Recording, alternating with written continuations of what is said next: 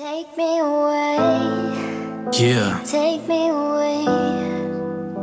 This love's on fire, sometimes you just but wanna take me higher. fly away and Take me away, leave everything you know take me behind away. just so you can This love's on be fire. closer. Shabbat Shalom, family. It's your boy Silent Prophet here with Professor S and company, and this is Shabbat Talk. Shabbat Shalom. So today is going to be different, and I apologize up front, but we're going to talk a lot on this one. We're going to talk a lot. We're going to cover a lot because this is a very, very, very important topic to discuss, more so from a personal perspective as well as a biblical perspective. And without a doubt, this can be applied to each and every one of your lives to enhance it, to make things better, to help you with whatever current situations that you're dealing with. It's been a while. It's been a good little while of all of this manifesting and coming to fruition. So with that being said, I want to thank all of the sisters, emphasis on the sisters that are here on the panel with us. My wife Ebony, sister Jasmine, my favorite cousin. Don't tell nobody. Sister Chanel Shalom in the building. Tess and Cindy in the building. Thank you guys for coming on here. With that being said, we can get right into it because like I said, I'm gonna be talking a lot, so I'm apologizing in advance. This actual topic today, you guys can thank my beautiful wife for putting it on the docket because I was just, confiding in her and telling her some things that I had been feeling, things that the Most High has been revealing to me, and some of the conversations that I've been having with other people too as well. And she was like, "That is a great topic. You should do that for Shabbat Talk." I was like, okay, I'm good with it. So I hit up Professor S, and it's so crazy because we talk about truth all the time, right? Truth. No matter how you approach it, it's always going to stand on its own. And so I reached out to Professor S to tell him what I had been feeling, and then if he would like to, do the topic for the show. And he was like, "Bro, that's crazy. I've been dealing with the same thing." So Same exact thing. same exact type of thing. And it's crazy. Look over here. I got the wrong background on here. Hey, it's okay. I wear many hats. It's all good, man. There we go.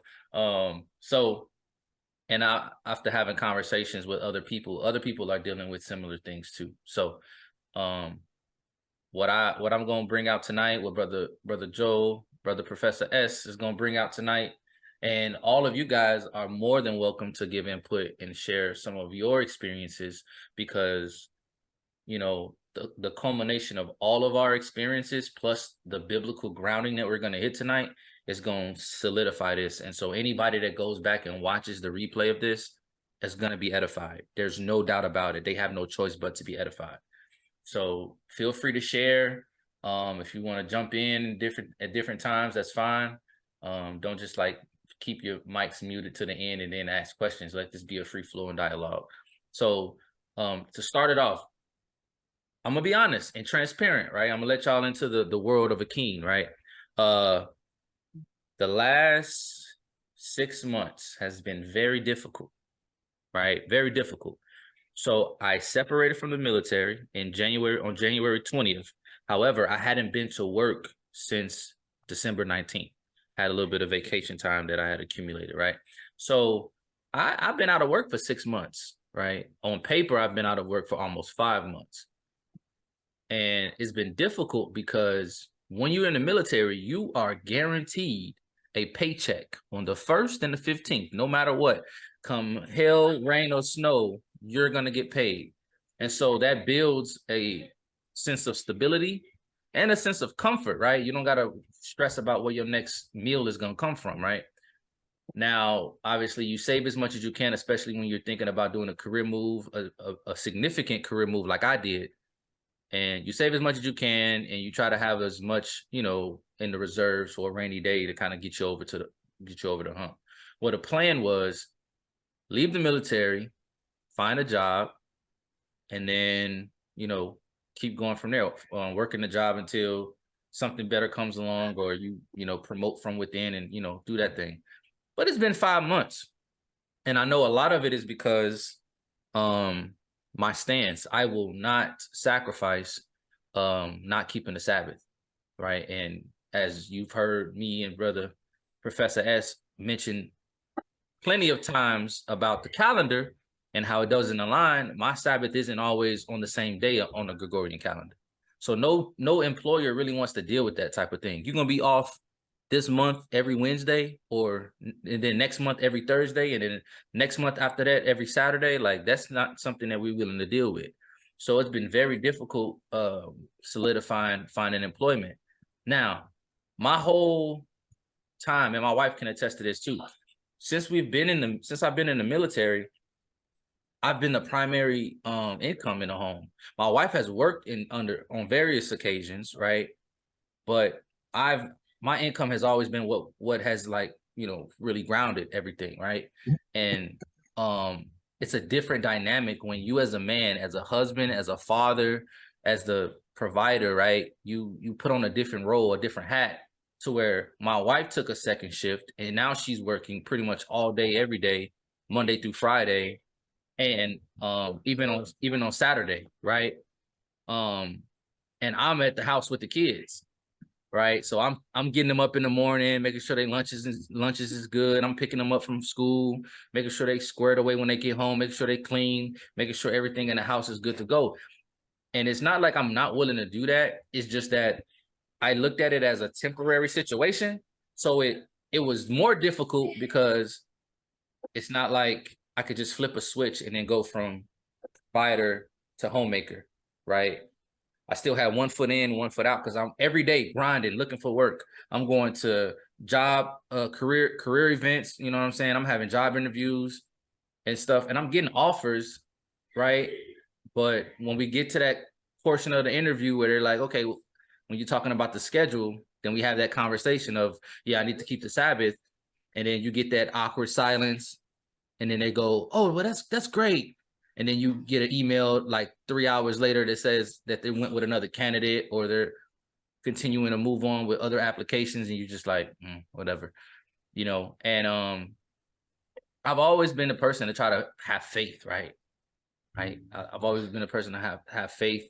The last 2 years, I've learned a lot about frequencies and vibrations and feelings, emotions, manifestation, the power of the mind, the power of the tongue, the words you speak, the creative power that you have within yourself that was endowed in you from the Most High, right? All of those things, and it gave me a new level of faith, right? Even though a lot of that might sound scientific, right? But it's all scriptural. But even with all of that and having a new level of faith, I still found that there was times where I was doubting. And during these last 5 to 6 months, it's been difficult because I know that the Most High is going to provide for me, right? My situation is going to work out. And as a result of that, my family's situation is going to work out. But I realized that I was trying to maintain control over my life to an extent and not fully relinquish that to him, right? He was asking me to relinquish everything and let him take care of it. And some things I was willing to relinquish and some things I wasn't.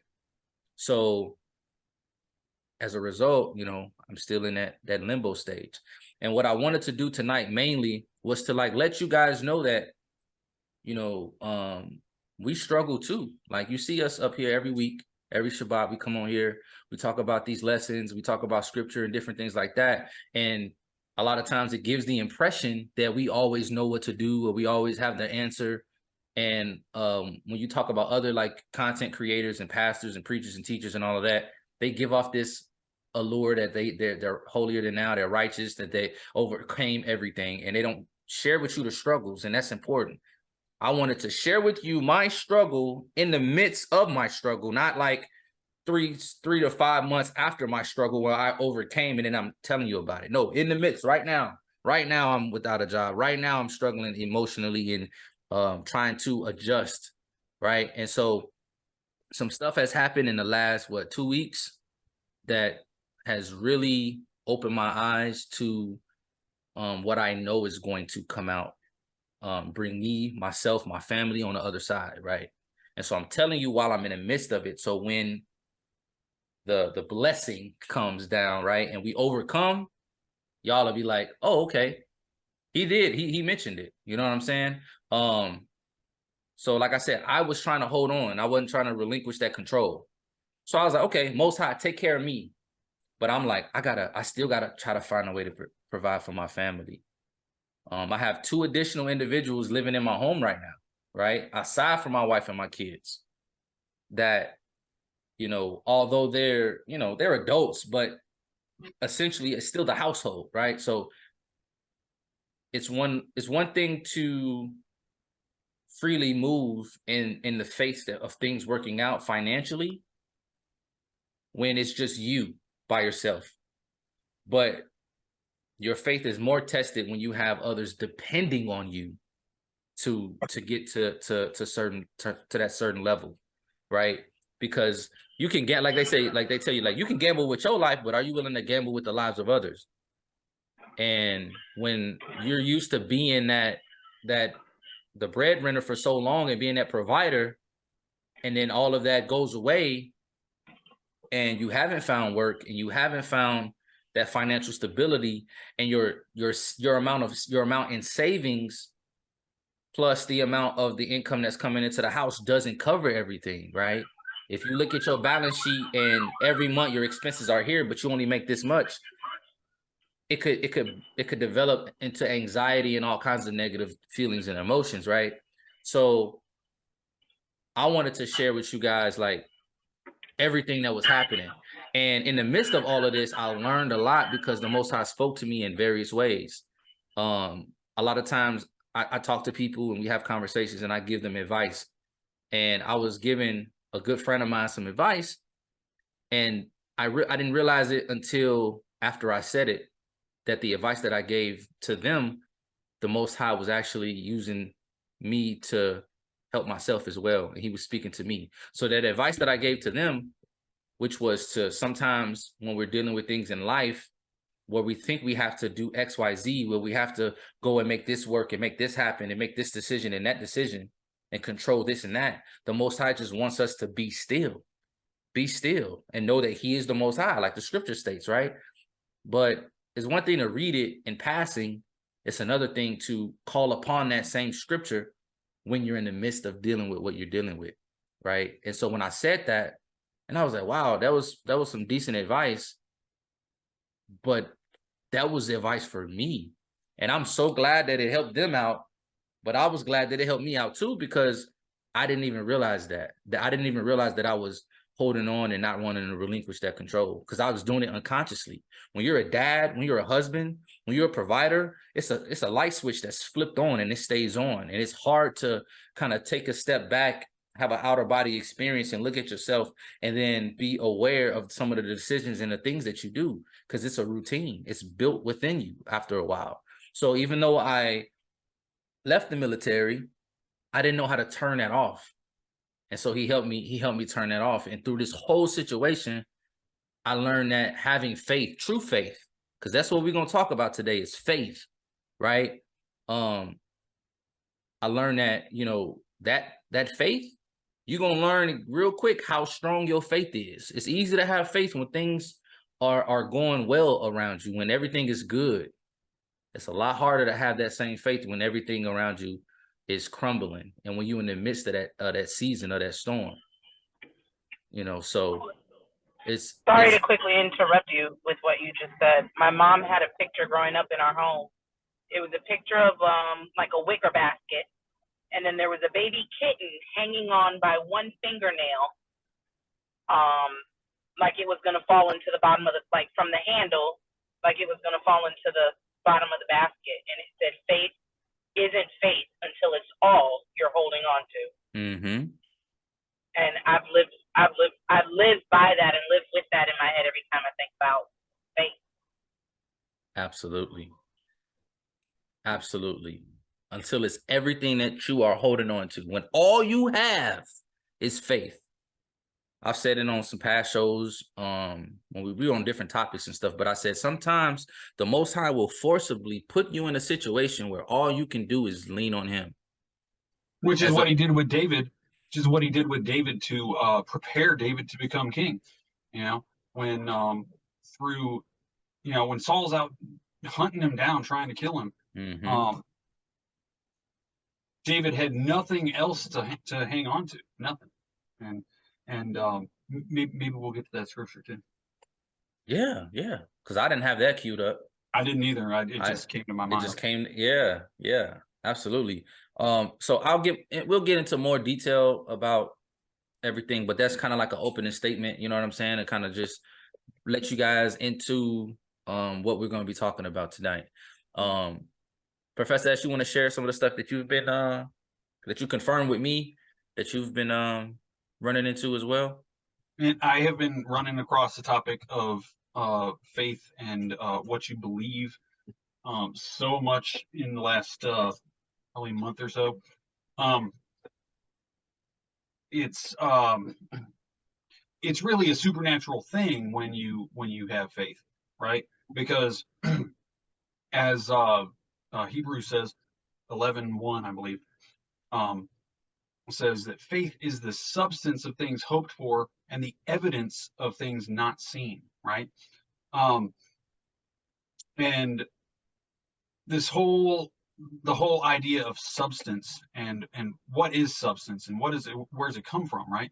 That has been a recurring theme in several different books that I'm reading. As a matter of fact, I watched a YouTube video where someone was talking along these lines, and then he suggested a book, and I had actually bought that book about a month or two ago, but I hadn't gotten to start reading it yet. So when he suggested that, I was like, man, I got that book on the shelf. And sure enough, it was talking about the same thing as well. So, well, let's look at something. I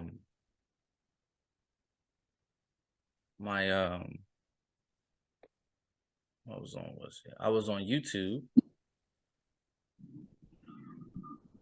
and I came across this video.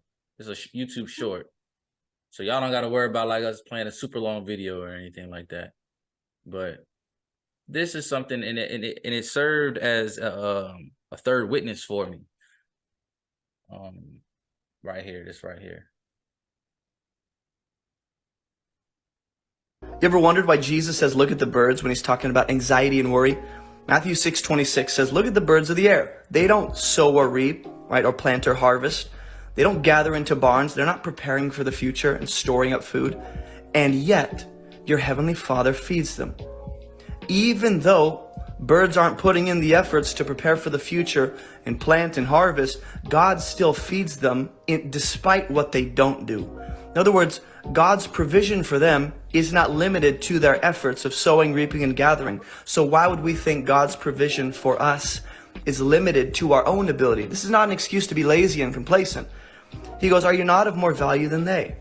So when you do your best and you're doing your responsibility and you're being faithful in your workplace, and trust that God will take care of you because you're of more value than birds. And if he cares for birds despite their lack of effort, how much more will he care for you through your efforts? God's not restricted to our job. You ever wondered why? Did you hear what he said? Did you hear what he said? If he's going to provide for birds and they're not worried about where their food's going to come from, they're not worried about where their provision and their shelter and stuff is going to come from, how much more are you more valued than a bird? So if that actually there, it's so great, and it reminded me of what I was going to say, thinking about that, because what we need to do is we need to take try to take fewer things into our own hands. Of course, we have to have we have to put some effort, right? But when we try to control everything ourselves, when we're the ones trying to do things, it limits the Most High's ability to work in our lives, because part of us receiving something is we have to accept it, right? But if we're too focused on the carnal, if we're thinking and putting our faith in men or ourselves and not in Him, then it stops the flow, right? Absolutely. It stops the flow. Because and it's funny because you said something to me like an hour ago when I called you before the show, and you said it from what the pastor said. And he said something like, you know, everything is already working. The Most High already has all of these things, and He wants you to be able to tap into what He has for you. But it's up to you to make the decision to activate that and to tap into it. But it's there for you. Having faith is the action that allows that to take place. Absolutely. Absolutely. So, you know, just like the birds don't worry about where their next meal and everything is coming from, they're provided for by our Heavenly Father. The same thing is for us, but we get so bogged down by responsibility or the appearance to hold up a certain lifestyle, or the thoughts and opinions of others, right? We don't want to be labeled a certain thing, or whatever the case, whatever's restricting us from fully leaning on the Most High, whatever that may be, we let that get in the way of us just leaning on faith, right? Leaning on faith. I had a sister tell me, I said, listen, sis, I say, I talk to you and I know you're not working. I know you haven't worked in like 2 years. I said, but you got a Kia Telluride. And every time I look up, you traveling from place to place to place to place. I said, how are you sustaining yourself and taking care of your kids? And she said, the Most High. And she said, I kid you not. I'm not saying that to try to sound grammatically correct or, you know, just, you know, because a lot of times we do certain things, right? And we knew the work and the effort that we put in to make something happen, but we just put a blanket statement on it, like it was the Most High to kind of just give Him His due, but in the midst of it, kind of just cover up because we don't really want to tell you what we did, right? But it wasn't like that. It was genuine. And she was like, no, literally, when I tell you I'm living off of the Most High and His blessings, I'm living off of the Most High and His blessings. And she had 2 kids. 2 kids. And she was, no matter what, always traveling, always providing. Their lifestyle might not have been as lavish or as luxury as one would have preferred, right? But their every need was met. Their every need was met, and it blew my mind. I said, how are you sustaining yourself for 2 years? Like, that was just what I was privy to. I don't know if it was even longer than that. And we think about it, you know, we talk and we have conversations and we say, you know, oh yeah, you know, the Most High blessed us with this, the Most High blessed us with that, and this and this and that. But if somebody told you, in order for you to receive that blessing, to literally give up everything that you have, it's easy to say it. It's easy to say it. It's harder to do. It's harder to do. And the funny thing is, when you don't attach yourself to certain things, whether it be materialistic things, money and finances, or people, right? Because a lot of times we attach ourselves to people, to loved ones, to significant others and stuff. A lot of times when you don't place your value and your faith in those things, but you place your value and your faith in Him, He gives it to you. He gives it all to you. Some rich, don't get me wrong, some rich people are absolutely wicked and they're just operating off of wickedness and, you know, using the backs of others to get to where they are. But there are other rich people who are that because they don't put their value in that. And yet they receive all of this, all of those things as opposed to it, right? And it doesn't make sense to you because you going to work every day, you slaving for 40, 50, 60 hours a week, and you barely making ends meet, living check to check, and you like, bro, something got to give. You see what I'm saying? And so when the topic of faith comes up, you like, yeah, I got faith, but I got these kids to feed. I got this house to take care of. I got a mortgage. I got rent. I got a car note. I got this and this and that. But always go back to the birds. And that's why that video was so significant, because if they don't care about what's coming next, you shouldn't either. Right? Now, this isn't a call for everybody nationwide to quit their jobs, because but what I'm saying is you shouldn't have to worry. You should be led by faith and let your decision making and your actions be a result of that faith, not make those decisions and take action first and then, you know, use your faith as a backup. I had a conversation with my wife the other night, and she said something that but I forget what you said, babe, but I think you said something like, if I knew that I would get a lottery ticket worth $500,000, then I would quit my job in a heartbeat. Oh, yeah. I had said I had a daydream where I got a lottery ticket, scanned it, or I had quit my job. I can't remember which happened first. I think I got the ticket, saw that I wanted $500,000, and so I quit my job. Okay, yeah. And so when she said that, I literally heard this thought come to mind, and it said, if you would quit your job for the assurity, right, of $500,000, how much more is the Most High and his blessings and his power capable of? How much more is that worth than a $500,000 lottery ticket? And so I asked her that question, not to like test her or anything, but I said, because it had just hit me in the midst of the conversation. And so she hits me back with, okay, so you want me to quit my job? And I'm gonna be real, and I'm gonna be open and honest and real.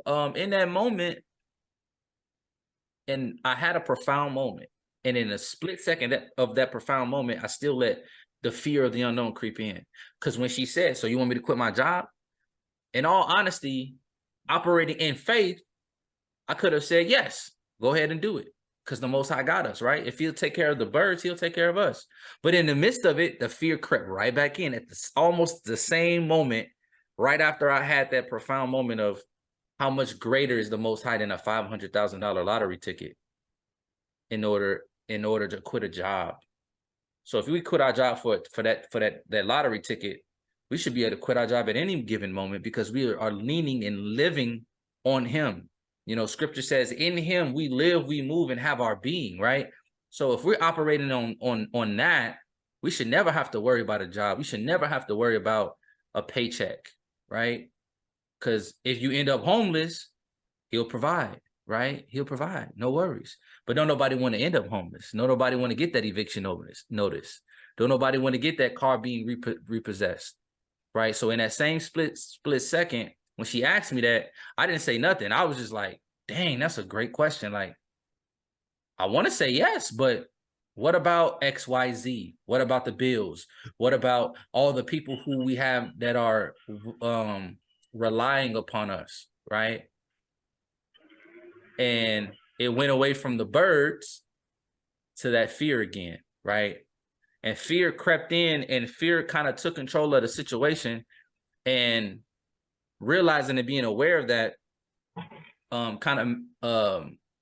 is what led to manifesting in our another conversation me and my wife had, where I'm gonna share this picture and read an excerpt from a book she's actually reading right now, right? The book is from Joyce Meyers. Forget the name of it, babe. What's the name of the book?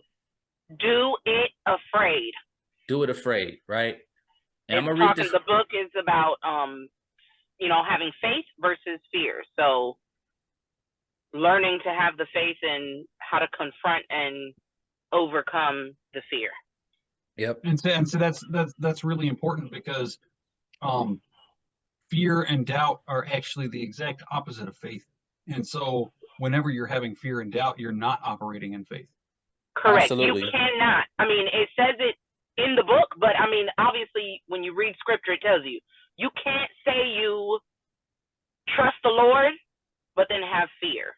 Like it's a, what do you call it? Like you're just without words. you're lying to yourself. You know what I mean? You cannot say you trust the Lord and turn around and be fearful. And the one thing in the book that it says is one thing that people don't realize is fear is only a feeling. It's literally that. It's an emotion. And the problem is when you let an emotion control you, that's when you fail. You know what I mean? Because it's an emotion. Same thing with anger. Anger is merely an emotion. And if you don't learn how to manage and work through that emotion, anger will lead you to a lot of places in life you don't want it to lead you to. Look at our prison system. So many people are locked up because they had anger they didn't know how to deal with. And it led them to do things that they shouldn't have done. So fear is literally an emotion that you have to learn to deal with, the same way you have to learn with other feelings and emotions. If you learn to deal with the feeling and how to get through the feeling, God doesn't chastise us or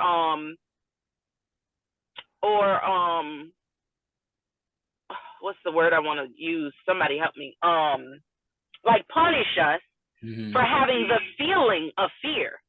He knows we're going to have the feeling of fear, but in his scripture, he gives us the tools and the resources that says, okay, even though I have this feeling, how do I put one foot in front of the other and still move forward through that feeling to get to the goal, to get to what it is you want me to do, what it is you want me to complete.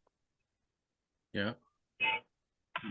And so I was on my way I was actually on my way back home from picking the kids up from school, and my wife called me and said, "Babe, I just read this section of the book.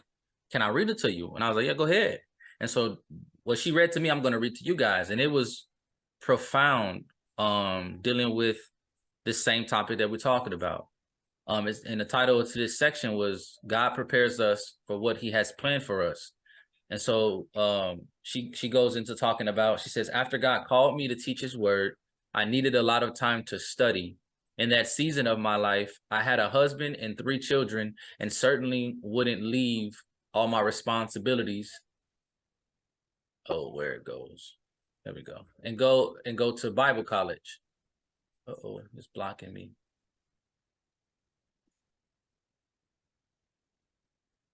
Oh, go to Bible college. I also had a full-time job, so I studied as much as I could, but I simply didn't have enough time to study as much as I needed to.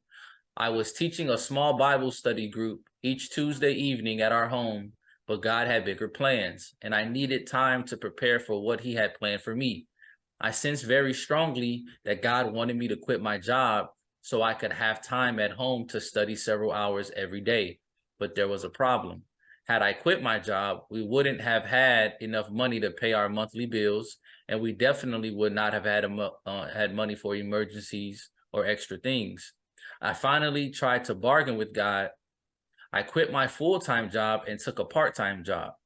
After only a short time, I got fired. I had always been a good employee, certainly not the type to be fired, but the office manager disliked me from the moment I took the job, and no matter what I did, it wasn't right.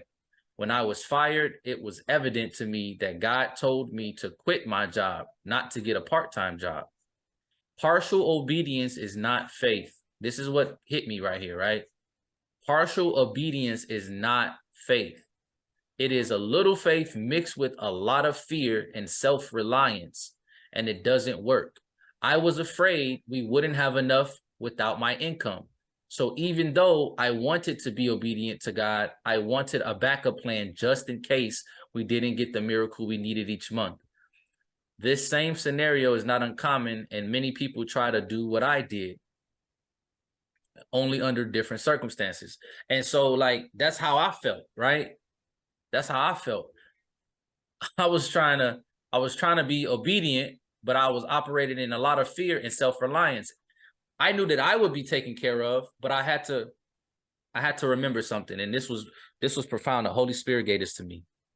It said, you have to remember that, because what you're worried about is your wife and your kids and the people who rely on you, right? You have to remember that they belong to the Most High first before they were ever given to me.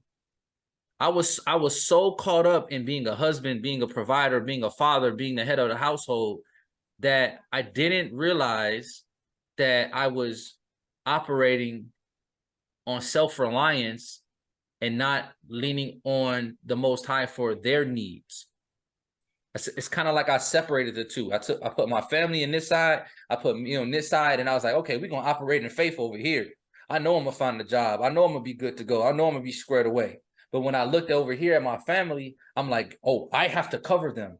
I have to provide for them. I have to do this and do that. And it was automatic because I've been doing that for so long, and I had to remember. And that voice said, they were his first. So that advice that I gave my friend about being still and just letting the Most High control the situation, it wasn't to let him control the part of the situation that just involved me. It was control everything, completely relinquish control over everything, and let him be in charge and guide. And he will bless and he will move and shake things to the point where we become like the birds in Matthew that the Messiah spoke about. But it's hard to get to that point when you have so much fear, so much doubt, the stress of making provision, the stress of, dealing and operating in society, right? All of those things come into play. But at the end of the day, he wants to know, are you going to be obedient? Are you going to be obedient? And it was crazy because this whole little section, she was like, okay, well, I felt like you were telling me to quit my job, but she was like, okay, I'll quit this job, but I'll take a part-time job. And she still ended up getting fired because he told her, like, look, I want you to be over here. I didn't tell you to get a part-time job. I told you to quit your job. So you know what? You're going to get fired.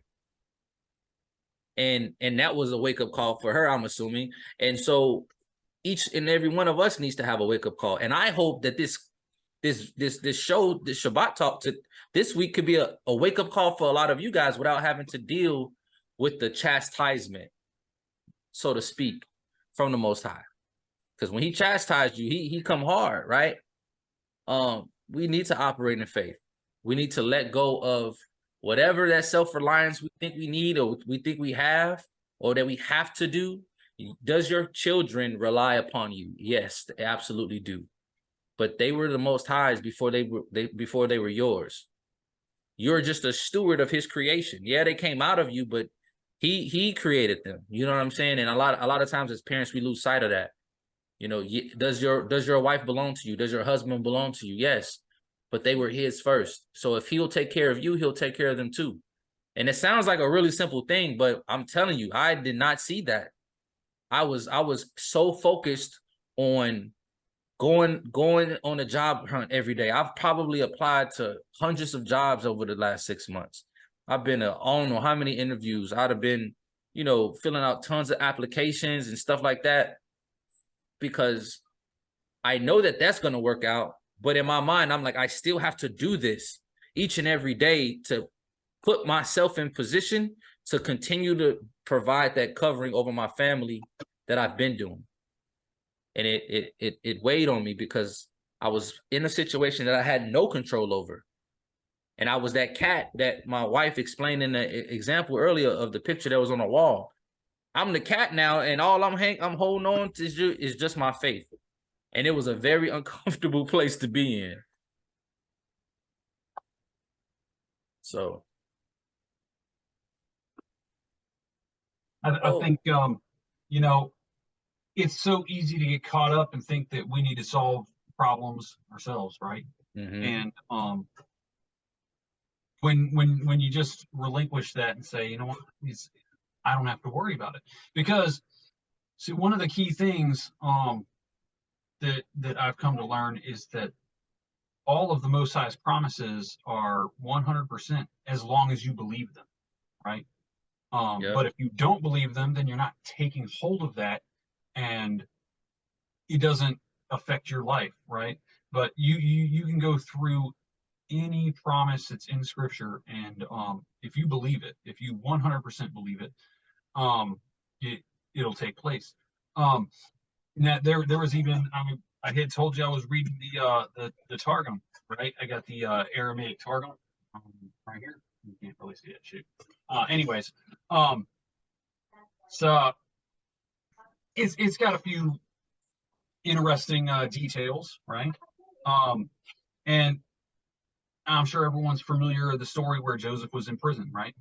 Previously, he had been Potiphar's slave, and then Potiphar elevated him to the head of his whole household, right?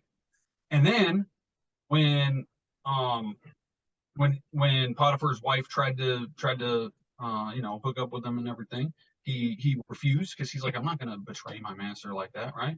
And so she had him thrown in prison, right? And now he's in prison. He got elevated to running the whole prison. Like, the guards put everything in his hands. He had all the keys and everything, right? And but then when the Pharaoh's baker and butler came in, he interpreted their dreams, right? And this is very interesting. If you read in the just a regular King James, it just says, but the butler, like Joseph told me, says, whenever you get restored, remember me and tell Pharaoh about me, that I'm stuck in this prison, right? And it just says in King James in the last verse, it says, but the butler forgot when he got out of prison, right? But in the Targum here, it says, because Joseph had withdrawn from the mercy that is above and had put his confidence in the chief butler, he waited on the flesh, right? So he was counting on the flesh. He had set aside his faith, right, in the Most High, and was counting on the butler to remember him, right? And then it says that the butler, because of that, the butler forgot Joseph until the time that it was appointed 2 years later for the famine and all of that. Even Joseph, as righteous as he was and everything, when he took his eye off the ball, what happened? You know what I mean? He had to sit in jail for an additional 2 years. Mm-hmm. Mm-hmm. Because what would have happened if he didn't do that? The butler probably would have gone and told the Pharaoh and been like, man, this guy just interpreted my dream and it happened, right? But because Joseph put his faith in the man and told him and took action based on who he had faith in, rather than taking the action. Well, it would be either way, whether he had faith in the Most High or the butler, right? Mm-hmm. But because he put his faith in the butler forgot.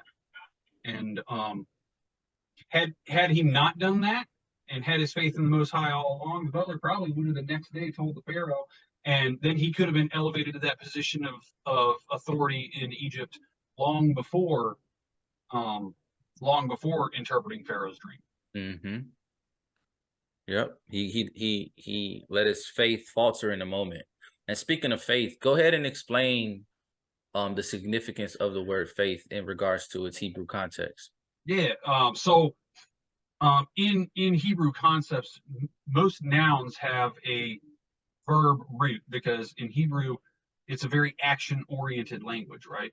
It's not simply it's not these it's not a conceptual language such as English, where you've got all these ideas and so forth. It's actually very action oriented. And I'll just read it off of here. So the verb root for the word faith, the word faith is amunah, and the verb root is aman, and it means which is a verb, right? And it means to build up or support, to foster as a parent or a nurse, figuratively to render or be firm or faithful, to trust or believe, to be permanent or quiet, and morally to be true or certain. So it's much more than faith is more of an action than a it's more of a verb than a noun. It's not really to have faith is to have that, right? And the primary meaning is to support or build up, right? So I'm trying to think of an example. A perfect example, I'm sitting in a chair, right? I'm sitting in a chair right now. And when I went and sat down in this chair, I had no doubt, I had no thought in my mind that when I sat down in this chair, it wasn't going to support me, right? I knew that sitting down in this chair, it would support me, right? And that's essentially what faith is. We need to know beyond just a simple intellectual assent, right? It's not just a mental assent to a concept, but it's rather taking the action to demonstrate, because it doesn't support me if I don't take the action to sit on it, right? It only supports me when I go in and plot myself down into it, right? Well, I have an example. I have an example of faith here recently. Only person I kind of know about it was Ebony and Jamal. But my husband had lost his job back in February. We didn't know why, no reasons or anything like that. And it was I know it was the Most High, because prior to him losing his job, a week prior to that, I had just got approved to do like Uber driving or whatever. Prior to that, I was just doing DoorDash, but I got approved to do Uber, and Uber pays out way more. So when he lost his job, I didn't get mad. I didn't worry. I literally had a sense like, okay, just let me take control. Let me do this, and God's going to provide for us. We're going to be all right. And I'm not going to lie, he was out of work for 45 days, but everything still got paid. We didn't really skip a beat, and I didn't worry about it. My husband worried because the man in him wanted to be back at work and wanted to work, and didn't like the fact that, I told him, maybe this was just the Most High's way of saying you need to take a break and let him lead you to the right job you needed to be at. But I went through that myself, and I know what it's like. So all I have to lean on is faith when anything hits. Like you may talk about it, but your faith is really all you have. And when I tell you blessings came from nowhere, and our bills was high and everything high with groceries, and then still trying to do everything the way I'm used to when he was working, we still were okay. So I know faith is real, and I know the Most High will provide. We just gotta not worry. Everything happens for a reason. That's my motto. That's wonderful, because just as children depend on their parents for their sustenance, we have to depend on the Most High. Just as a wife looks to her husband for provision, right? That's what we're supposed to do, because everything is in order, right? Well, when things are in order, then that's when things work properly. When they're out of order, then it becomes chaotic. But when things are in order, everything flows properly, right? And the same relationship that children have with a mother is the same relationship that we're supposed to have with Messiah. Similarly, the same relationship that a woman has with her husband is the same that we have with Messiah.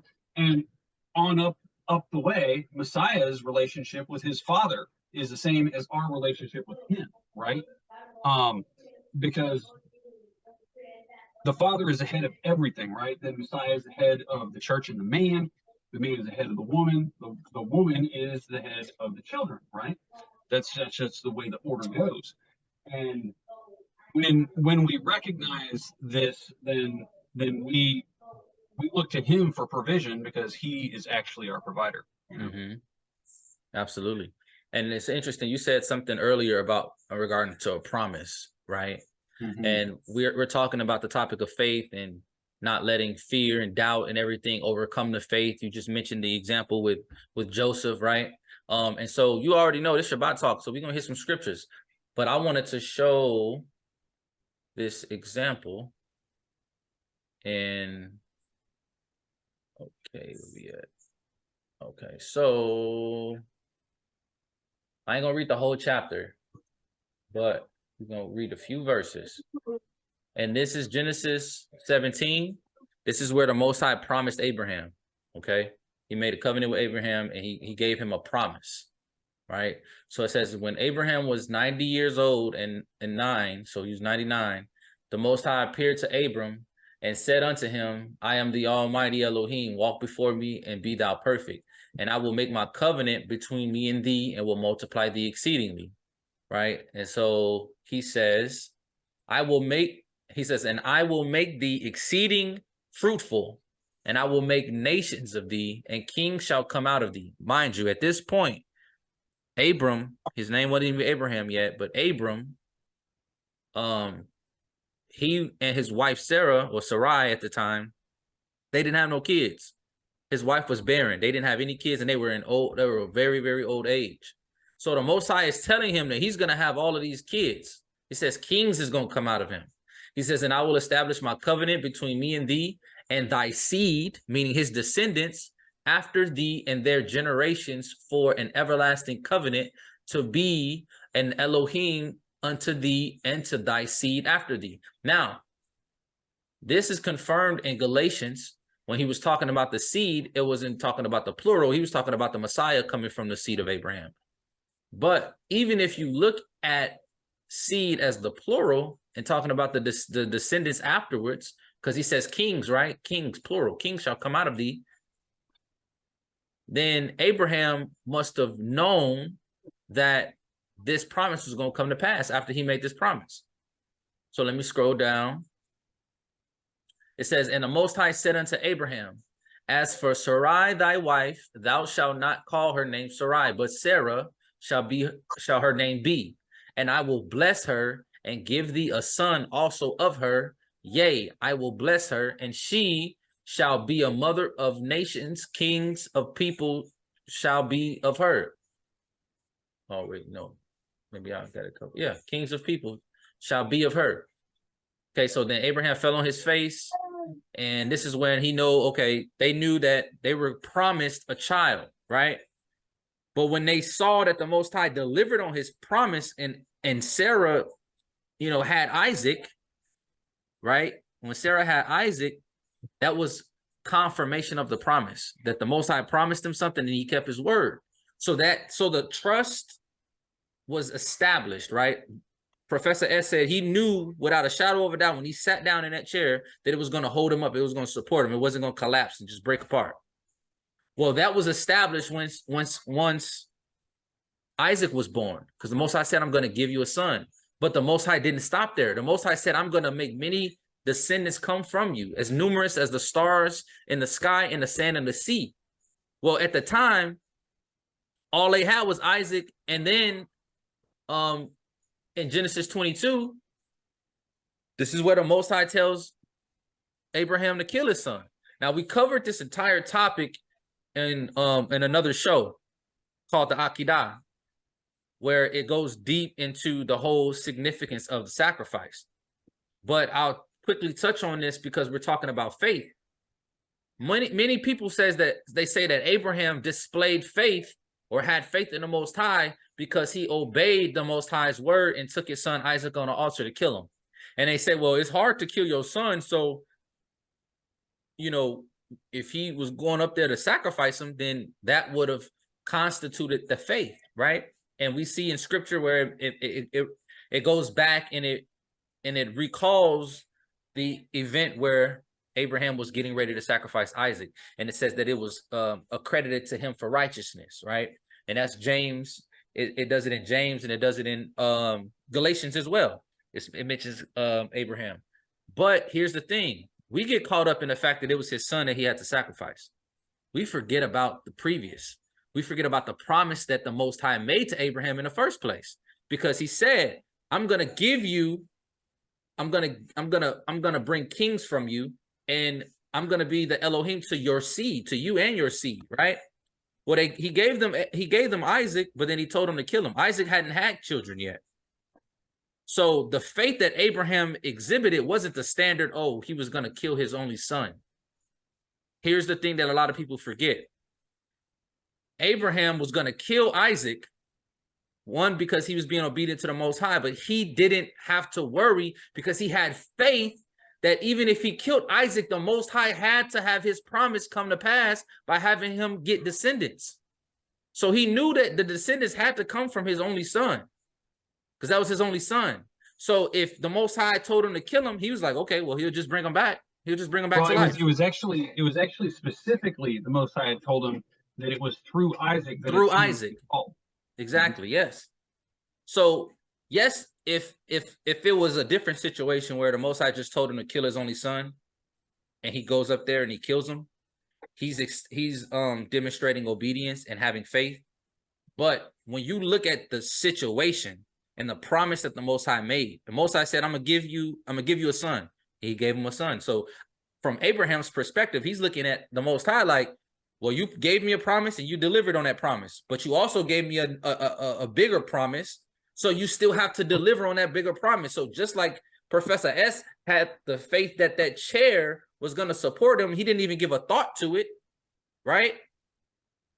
Abraham had that same type of faith with Isaac because he knew that all of those descendants had to come from Isaac. So if Isaac died through a sacrifice, then Isaac would have, in some way, shape, or form, had to come back to life or something. The Most High had to deliver on his promise. It even actually says that in Hebrews 11, 17 through 19. Oh yeah, we got that. Hold on, let me go. Oh, you got it. Okay, great. I got the whole chapter of Hebrews 11. Good. 17. You said 17 through 19.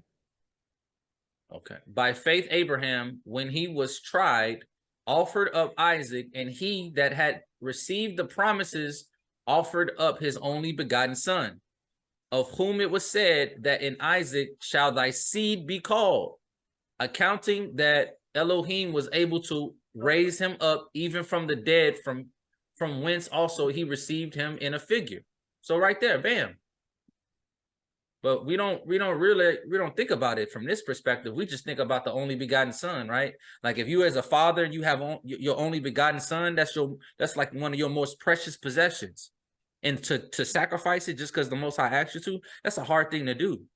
But yeah, it's not pure obedience, right? It wasn't pure obedience. His obedience was based on faith. Because he had the faith to know that if he did that, the promise still has to be fulfilled even regardless. And he's like, I don't know how it's going to work, but if I kill him, then he's coming back. He's coming back. He's coming back. And just like I have the faith to sit down on this chair and not think I'm going to fall through the floor and down, just start falling forever, right? Just like I have that belief that it's going to support me, we should have that same amount of faith as if God's not more powerful than a chair. You know what I'm saying? Right. Like, I mean, we flip a light switch and we have no doubt that the light's going to turn on. You know what I'm saying? I mean, it's just a light switch. Yep. Right. It's not even. It's an inanimate object, and we have that level of belief on those things, but yet when we see adversity in our lives, we start to doubt, and that's James. What was that?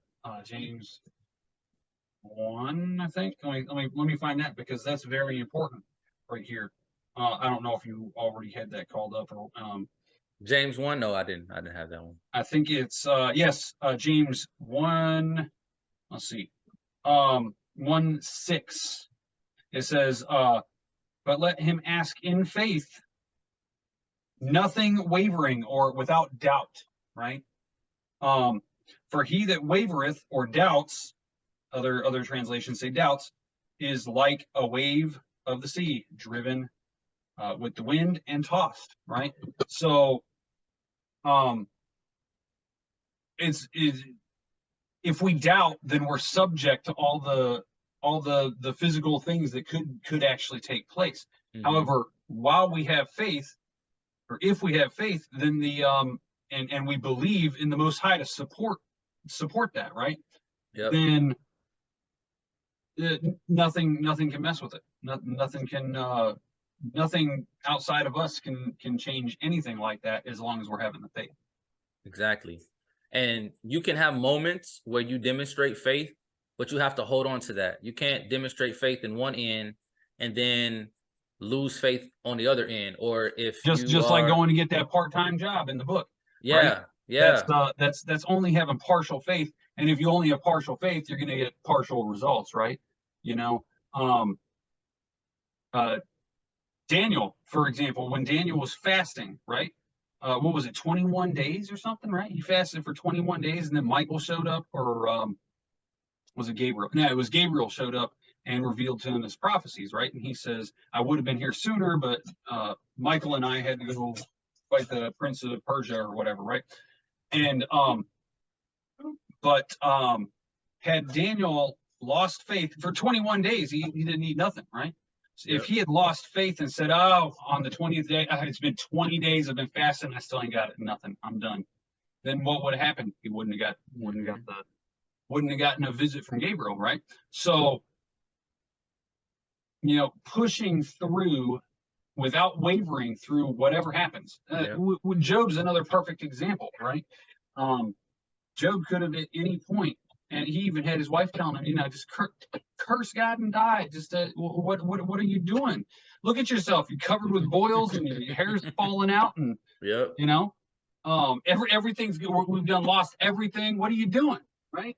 And but Job maintained his faith, and he wasn't even upset that it was all gone. Yeah, I mean, he was sad and stuff, right? Who wouldn't be? But he wasn't even mad at God. He said, blessed is God. He's given and he's taken away. And I didn't. None of this was mine, anyways. It's all his. So what difference does it make if you take it back, right? And and what happened with Job? In the end, he was restored. What was it, tenfold, and ended up getting to see his great grandchildren. Yeah, you know? Absolutely. It took a lot for me to leave the military, because I had been in the military almost 13 years, right? It was a lifestyle, right? So I was used to it. And you know, we dealing with the jibby jab, stibby stab. They was forcing it on a lot of people, and I was fighting it. And I wasn't gonna cave in regards to that. But when I made the decision to get out, that's when they changed the ruling and said that it was gonna be okay. And we didn't have to get the jibby jab, stibby stab to stay in the military. Right. And so here's the thing. I had made the decision to get out. So I had made the decision, operating in faith, to relinquish control over a situation and rely on the military or the U.S. government for my sustenance and my family sustenance. I had faith in that regard. And then my faith was tested when, after I made the decision, it was like a week or 2 weeks after I made the decision to get out, that they changed the ruling. And they were like, oh, well, you don't have to get it to stay in. Right. Because I was fully expecting to stay in as long as I could, fight the good fight, and just get forced out of the military for an administrative kind of thing. Right. But after that, it was like, oh, you demonstrated faith. You gonna get out? Well, guess what? We gonna make it okay. You don't got to get the jibby jab, stibby stab, and you can stay in the military. And I'm like, nope, I made my decision, because I know that the Most High is going to provide for me and my family, right? So then I did it. I did the right thing, got out, right? But then now I'm in a whole new realm, being a civilian, dealing with the VA, you know, going through all of these different trials and tribulations, being in untested waters for myself, right? Because I've been working since I'm 32 now. I've been working since I was 17. Like, consistently employed for that entire time. So I'm not used to being without, you know what I'm saying? And now even more, I have a whole tribe, you know what I'm saying? So it's like, it's different.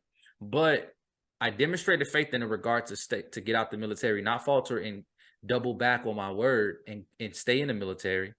I stuck to my guns and got out, which was, I felt like it was a test, and I think I passed that test. But then now I'm in uncharted waters, and the waters are being a little rough, and it's trembling. And now I'm like, what do I need to do? I need to find a job. I need to provide. I need to do this and this and this and that.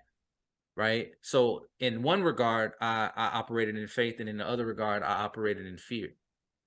And so this is a firsthand testimony for you guys, because everybody on this panel and everybody that's watching at home, everybody is dealing with something. I don't know exactly what your situations are, but everybody's dealing with something, and they have something that they're trying to overcome.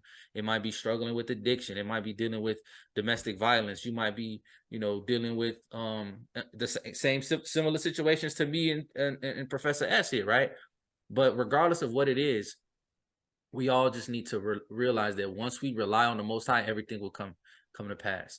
The Messiah said, "Ask anything in my name." Anything. He didn't go into specifics and say, "Okay, you can ask for this, but not this." No, he said, "Anything in my name, and I will give it to you." Right? And if you believe, if you believe, because the belief is the faith, right? And then Ephesians 3:20 says, "Now unto him that is able to do exceedingly abundantly above all that we ask or think, according to the power that worketh in us." Right? When you go back to Genesis, when you see the first man being created, Adam, right?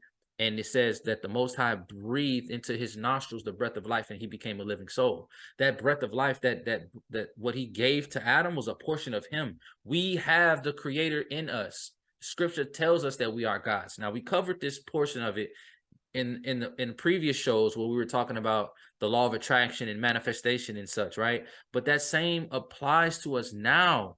We have him in us, and he's willing to help us, whatever we dealing with, whatever we need. We just need to have faith to ask for it and and relinquish that control and let him do it. He'll give it to us. He'll give it to us. He didn't say, "Okay, well, you're on that side of the cliff, I'm on this side of the cliff. I'm going to let you get to me, but you have to build a bridge." No. He says, just have faith and believe in me that I'm going to get you over here. I'll take care of the rest. And when he provides a way to get over there, we just have to make the decision to just say yes. You just have to take the step, right? Take the first step. Take the step. Going and walk on out. It's like a leap of faith, right? Where you don't have a physical assurance that that something's going to support you, right? You don't have a physical assurance. You can't see what's going to support you, right? Yep. But if you step out, it will. Yep. Here's the thing. Imagine if you on some like Squid Games type stuff, right? Say you fall asleep, you wake up, and you're in this massive open room where it's you and other people. And the Squid Game is you have to make it from that side of the room to the other. And so you look down, and and down on the floor are those tile squares, right?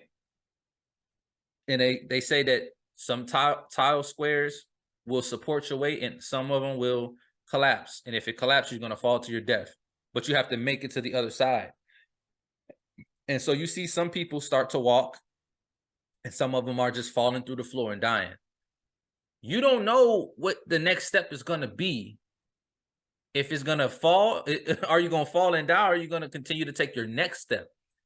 But having a faith in the Most High is just to be completely removed from the situation, detach yourself, and literally lean on him to guide you. And the crazy thing about it is, he says it over and over and over again in his word, the same word that we read, the same word that we teach from, the same word that we say we follow, the same word that we say we're obedient to. He says it in his word, but then when it's time to actually execute that faith, we falter, right? And with that being said, another video that I came across, this brother was slightly talking about something different, but it made sense in regards to my own situation, and I'm pretty sure it'll make sense in some of your situations as well. Sir, I'm gonna.